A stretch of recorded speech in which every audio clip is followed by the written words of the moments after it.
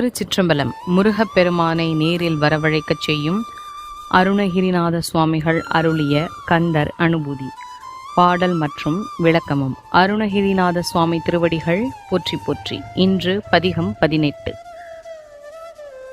உதியாமறியா உணராமரவா விதிமாலரியா விமலன் புதல்வா அதிகானகாபயாமரா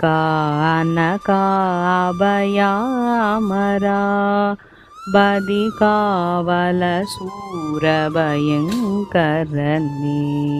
சிவபெருமானின் மைந்தரே, பிறவாமலும் இரவாமலும் உணராமலும் மறவாமலும் பிரம்மனும் திருமாலும் அறியாமலும் விளங்குபவரே, யாவரினும் மேம்பட்டவரே, பாவம் அற்றவரே, புகலிடம் அளிக்கும் மூர்த்தியே, வானுலகை காத்தருளும் பெருமானே, சூரபத்மனுக்கு அச்சம் தரும் கந்த கடவுளே. சூரபத்மனும் பிற அசுரர்களும் சிவபெருமானிடமிருந்து வரங்கள் பெற்றிருந்தனர்.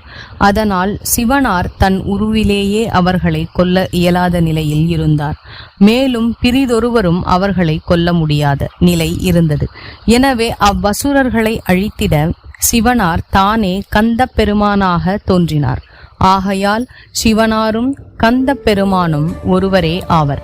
இதை வலியுறுத்தவே முதியாமறியா உணராமரவா விதிமாலரியா விமலன் புதல்வா என்று மாசில்லா சிவனாரின் புதல்வா என்று கந்தப்பெருமான் இச்செய்யுளில் அழைக்கப்படுகிறார். அப்படிப்பட்ட கந்தப்பெருமானின் மகிமை அளவற்றது. மிகவும் பெரிய பகவான், பாபமற்றவர், தன் பக்தர்களின் பாவங்களை அழித்து ஒழிப்பவர் என்றெல்லாம் மிகவும் உயரியவராக அவர் விவரிக்கப்பட்டிருக்கிறார். ஒருவன் தன் முழு மனதினாலும் அவரையே நினைத்து அவர் பாதங்களில் சரண் புகுந்தால் அவர் அவனுக்கு அடைக்கலம் நல்குவார். தன்னிடம் சரணடைந்த தேவர்களை காக்க சூரபத்மனை கொன்றார். அமராவதி பட்டினத்தை தேவர்களுக்கு திரும்பி பெறச் செய்தார். தேவர்களை காத்தார், அசுரர்களை அழித்தார் என்பது இதன் பொருள். தெய்வீக குணங்களை கொண்டவர்களை அவர் காப்பாற்றுகிறார். அசுர குணங்களை, கெட்ட நடவடிக்கைகள் கொண்டவர்களை அவர் அழிக்கிறார். அதாவது நல்லதை காத்து கெட்டதை அழிப்பவர். அவர் நம்மிடம் உள்ள கெட்ட குணங்களை அழித்து நல்ல குணங்களை வளரச் செய்வார்.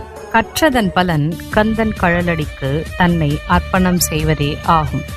இனி கந்தன் தருவான் எதிர்காலம். திருச்சிற்றம்பலம்.